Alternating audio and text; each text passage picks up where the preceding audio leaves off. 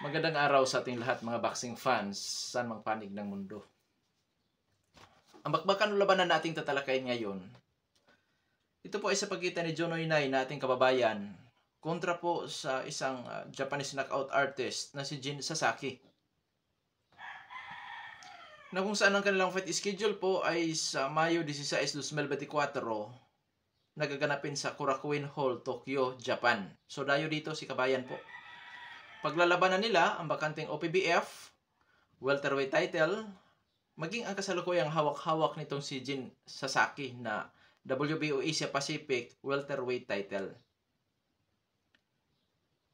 Sa ranking po ng boxing scene dyan sa welterweight division sa rank 1 to 15, wala po ang pangalan nitong ating kababayan na si Jono Inay. Samantala itong si Jin Sasaki, rank 9 sa WBC, rank 6 sa WBA at IBF, rank 4 sa WBO. At sa bakbakan na ito, tayo po ay maghahayag ng sarili nating fight prediction, comparison at analysis, na kung saan doon pa po lamang sa ating gagawing comparison, malaki po ang posibilidad na makakakuha kayo ng idea kung sino ang papaboran nyo sa panalo dito po sa naturang bakbakan. Dahil detalyado po ang ating ihahayag na comparison na kung saan inyong malalaman kung saan naging dihado o yamado ang magkabilang panig. At dahil po doon sa comparison na ating gagawin, marapat lamang na atin ding alamin ang kunti mga background dito sa magkabilang panig mula sa kanilang physical na appearance, eksperyensya o karanasan sa laban, maging sa kanilang mga taglay-taglay na skills o mga galawan. Dahil yan po ang ating gagawing referensya naman doon sa paghahayag natin ng comparison. Pero bago natin yan simulan, para po sa mga boxing fans na bago pa po lamang napadpad dito sa ating munting channel, inaanyayahan ko po kayo na sana suportahan po ninyo sa pamamagitan po ng pag-subscribe, like, and share. Para po sa mga boxing fans na walang sawa na sumuporta at sumubaybay dito sa ating munting channel, taos puso po akong nagpapasalamat sa inyong lahat dahil wala pa nung sports speech kung wala rin po kayo mga idol. Kaya naman hindi na natin patagalin pa, alamin na natin ang mga background dito sa magkabilang panig at unahin natin ang sa panig ng Japanese fighter na si Jin Sasaki. Bilang isang professional boxer, may impresibong kartada po ang Japanese fighter na ito. 16 wins with 15 wins coming by way of knockout. So iisa pa po lamang ang umabot sa desisyon sa kanyang mga naging laban. May isang talo na ito, ngunit wala pang naitalang tabla. Sa kanyang pagkatalo, knockout po ang kanyang sinapit. May edad lamang ito na 22 anyos. Height 5 foot and 8 inches. Reach 68 and a half inches. Orthodox ang kanyang stance. Knockout ratio 93.75%. Last fight ng boksingerong ito, July 8, 2023. Nakasagupa nitong si Sasaki ang kapwa niya Japanese fighter na si Hiroto Hoshi. Panalo by 11th round technical knockout itong si Sasaki. At sa kanilang bakbakan, nakataya doon ang WBO Asia Pacific welterweight title. Nakatikim naman ng kauna-unahang talo sa kanyang professional boxing career itong si Jin Sasaki, mga idol, noong 2021 sa mga kamay sa kapwa niya Japanese fighter knockout artist din na si Andy Hirauka. 11th round technical knockout ang sinapit ni Sasaki sa mga kamay ni Hirauka. Na kung saan po mga idol, talagang brutal ang kanyang sinapit. Hindi lang iisang beses siya bumagsak doon sa kanilang laban. Oo. Nag-comeback fight itong si Jin Sasaki noong 2022. Nakasagupa naman niya si Marcus Smith. Panalo itong si Sasaki by 5th round technical knockout. So nakabalikwas agad ang Japanese fighter na ito. Na kung saan pagkatapos ng kanyang comeback fight, nagkaroon pa siya ng 5 laban. Na kung saan 4 doon ang kanyang pagkapanalo by technical knockout or knockout. At isa doon ang nawi lamang sa tabla. Karanasan o eksperyensya nitong si Jin Sasaki, sinuri ko po ang mga website na kung saan nagtatala po ng mga amateur fights. Mayroon siyang kaunting laban sa amateur fights na kung saan hindi po kagandahan, mas marami yung talo niya kaysa panalo.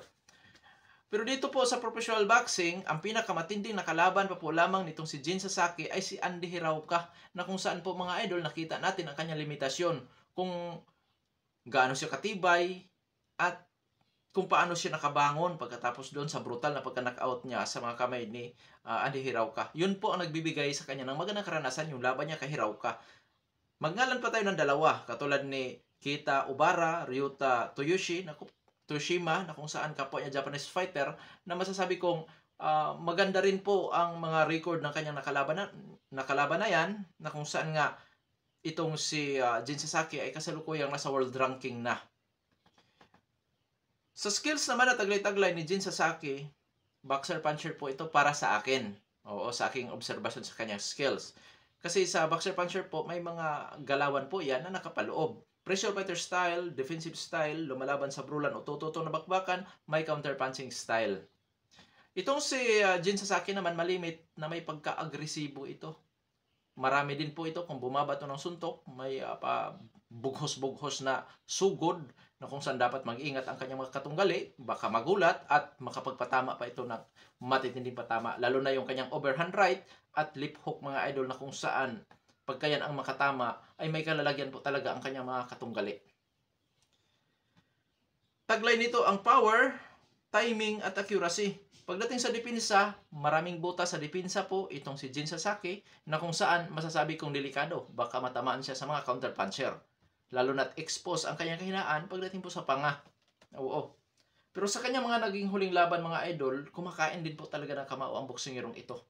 So nagkataon lamang na sa laban niya talaga kay Hirauka na mas malakas ikumpara sa kanya na kung saan hindi nga niya kinaya na saluhin po sa kanyang pagmumukha ang mga suntok ni Hirauka. Ngayon, dadako na tayo sa panig naman itong ating kababayan na si Joe Mari Noynay. Bilang isang professional boxer, itong ating kababayan naman po ay may impresibong kartada na 23 wins with 11 wins coming by way of knockout, may 3 talo. At may 2 tabla na rin. Sa kanyang 3 pagkatalo, ay isang bisis pa po lamang nakatikim po ng knockout itong ating kababayan. Sa ngayon, may edad na 28 anyos itong si Joe Noynay. Height, 5 foot and 8 inches. South po ang kanyang stance. Knockout ratio, 47.83%. Last fight nitong ating kababayan, December 9, 2023, nakasagupa nito si Ramadan Wiryo. Panalo by first round knockout itong ating kababayan. Sa eksperyensya naman itong ating kababayan mga idol, magngalan din po tayo ng ilang boksingero na kung saan para sa akin nakapagbibigay ito sa kanya ng mga nakaranasan. Nanguna, sa laban niya kay Liam Wilson. Future World Title Challenger pa po lamang si Wilson noong magkaharap sila. Nagkaroon sila ng 1-1 sa score mga idol. Unang pagkasagupa, panalo si kabayan by knockout. Sa rematch na knockout naman itong ating kababayan na si Joe Noynay. Idagdag natin ang future world champion lamang noon na si Satoshi Shimizu. Itong si Satoshi Shimizu mga idol, kung di ako nagkakamali, ito po ay isang dating Olympian or amateurista sa boxing. Na kung saan masasabi kong isa rin po yung knockout artist. Ngunit nung nakasagupa yan ni Joe Noynay, knockout ang sinapit nitong si Shimizu sa mga kamay po ni Noynay. Idagdag natin ang kanyang laban kay Kenichi Ogawa, na kung saan itong si Kenichi Ogawa po mga idol ay hindi rin po basta-bastang boksingero, maging itong si Kosuke sa Kawana.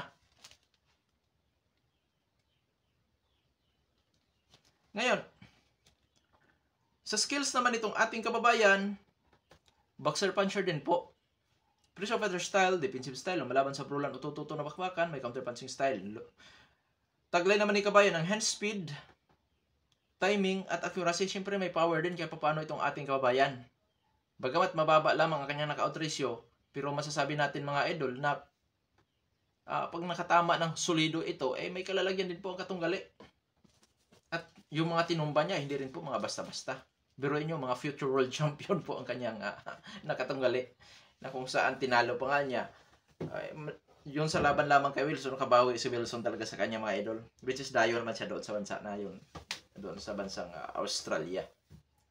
Ngayon, dadako na tayo sa ating gagawing comparison. So dito, abangan nyo mga idol ang ating comparison, maging ating fight analysis. Maaring taliwas ang aking prediction sa ating gagawing pag-analyze or comparison. Pero yun nga mga idol, subaybayan ninyo dahil dyan kayo makakakuha ng idea na kung saan magkaroon din po kayo ng sarili ninyong yung desisyon kung sino ang inyong papaboran sa panalo dito po sa naturang bakbakan. Okay, unahin na natin sa edad. 28 anyos si Noynay, 22 anyos si Sasaki. Nasa prime si Joe Noynay, si Sasaki, papasok pa lamang sa pagka-prime which is 22 years old. So, wala pa ito sa kanyang pinaka-peak na kanyang pagka-prime po mga idol. Sa height and reach, kung sino po ang may advantage, mga idol, half inch lang po ang diferensya mula sa kanilang height, reach lamang po si Sasaki. Half inch lang ang itinangkad ni Sasaki. At sa reach naman po, half inch lang din mga idol. So, kunti lang ang diferensya. Ngayon, sa kanilang stance, orthodox kontra southpaw. Southpaw si Kabayan, orthodox ang Japanese fighter. Mga idol, pagka nasa close range sa suntukan, ito delikado sa untugan. Oo, kasi malimit talagang magkaroon ng untugan yan pagka hindi pareho ang stance. Ngayon, sa power, lamang po sa power si Sasaki. 93.75 ang kanyang knockout ratio, samantala si Kabayan ay meron lamang 47.83% na knockout ratio. So dito mga idol, lamang sa height, reach, power ang Japanese fighter. Kahit nasabihin natin kaunti lamang ang diferensya, comparison ito, so may kalamangan pa rin si Sasaki sa height, reach, at higit sa lahat sa power. Ngayon, dadako tayo sa kanilang activity fights. Last fight nitong si Kabayan, December 9, 2023. Samantala itong Japanese fighter is July 8, 2023. So mga idol, kung ating pagbabasihan ang box rate, pareho silang nasa status na activity. So aktibo ang dalawang maglalaban. Ngayon, dadako tayo sa kanilang karanasan o eksperyensya. So mga idol, sa uri ng kinalaban, sa tingin ko lamang po si Jonoy Nai. Kaso itong si Jin Sasaki mga idol ay natural na or matagal na or dito na po talaga lumalaban yan sa welterweight division. Itong ating kababayan, nakasagupa niya ang mga matitinding kalaban niya katulad ni Liam Wilson, Satoshi Shimizu ay doon sa super featherweight division mga idol. So kung sa karanasan tayo sa uri ng kinalaban, lamang si Kabayan, pero yung natural sa timbang, lamang naman si Jin Sasaki dahil dyan na po talaga siya lumalaban sa welterweight division.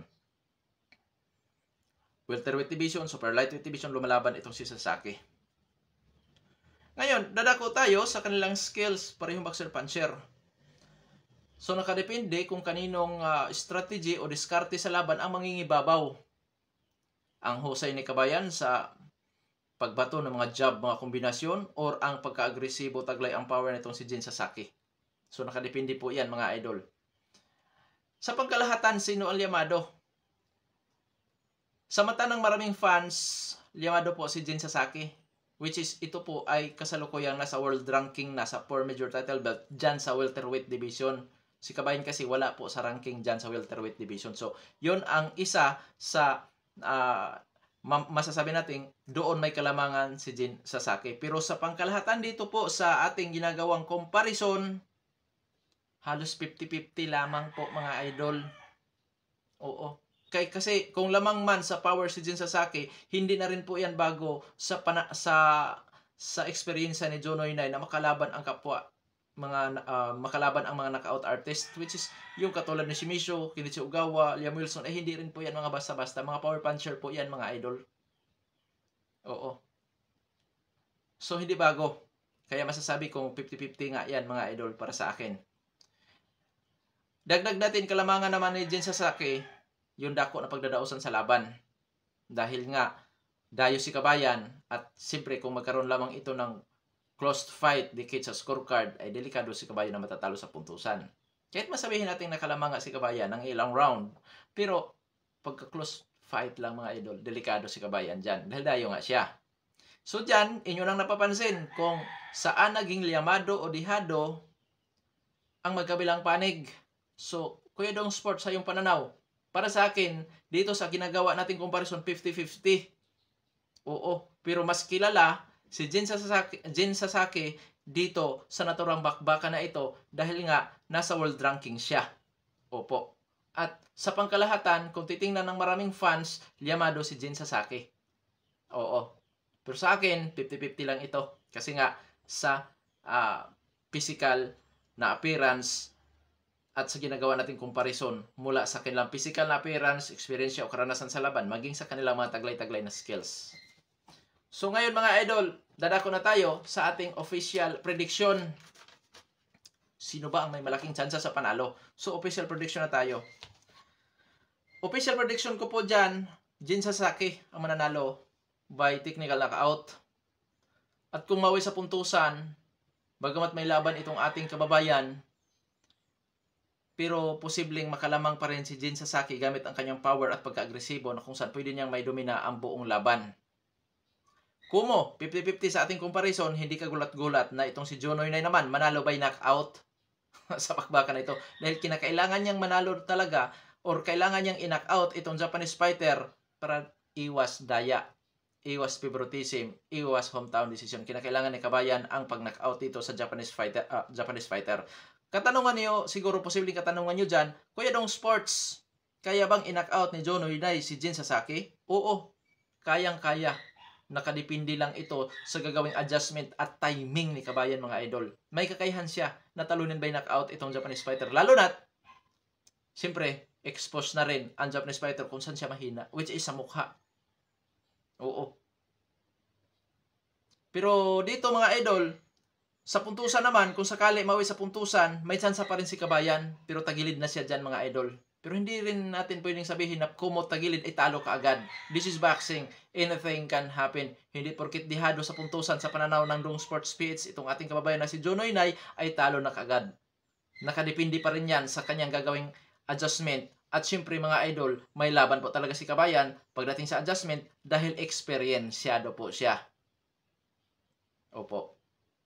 Ngayon, ano ang mga dapat gawin ni Kabayan dito sa kanyang makatunggalin na si Jin Sasaki? Mga idol, huwag siyang magulat sa mga pabigla-biglang sugod nitong si Jin Sasaki. At si Kabayan dapat maging magalaw sa laban na ito. Kasi pagka hindi siya maging magalaw, delikado siya dyan na matamaan ng solido. Lalo na't isang power puncher nga ang Japanese fighter. Ang dapat gawin ni Kabayan, huwag siyang dalhin niya ang laban sa gitna ng ring. At syempre, dapat takutin din niya ang Japanese fighter. Paano ba takutin? Patamaan din niya ng solido itong Japanese fighter. At nang sa ganon, magkaroon ito ng respeto sa kanya. Dahil pagka hindi magkaroon ng respeto itong Japanese fighter, ang style nito, sasagasaan itong ating kababayan. Kumbaga, maging agresibo itong Japanese fighter sa pagpakawala ng mga suntok dahil alam naman ng Japanese fighter na lamang talaga siya sa power. Oo. At doon, sa ginagawa ng Japanese fighter, dyan siya delikado naman sa counter ng Kabayan. Kaya magandang laban po ito, mga idol. Bagamat para sa akin, dihado si Kabayan sa panalo dito sa naturang bakbakan, pero may tsansa po itong manalo talaga. Na kung saan, yun nga, samantalahin ni Kabayan ang mga kakulangan sa depensa nitong Japanese fighter. Pareho silang may kakulangan sa depensa, pero mas malala itong Japanese fighter, mga idol, kasi may pagkaangas kasi ito. Nag-o-open ito. Pero yun nga, ingat si Kabayan sa counter. Kasi yung open-open na yan itong si Jin Sasaki ay ano rin yan, isa sa kanyang bitag para makatama ng counter. Kasi ang style nito, tatamaan siya, makatama rin. Kumbaga, tatamaan ako, tatamaan ka rin. Ay higit akong mas malakas sa'yo. Lugi ka. Ganon ang style nito, mga idol. Kaya, sa panig ni Kabayan, huwag siyang magpakakampante. Lagi niyang itaas ang kanyang depensa. Oo. Depensa, lagi ang itaas niya. Sa mukha man yan o sa katawan dahil may power punches nga talaga or may pamatay na suntok nga talaga itong si Jin Sasaki. Pero hindi ibig sabihin noon na makapiho na ang Japanese fighter sa laban na ito. Kasi nga, sa karanasan ni Kabayan at sa kanyang husay sa pagdating sa adjustment, ang knockout artist posibleng ma-knockout din dito sa laban na ito, mga idol. Kaya abangan natin, magandang laban ito na kung saan, mga idol, masasabi kong for the first time mapapalaban si Jin Sasaki sa katulad ni Junoy Nay. Oo.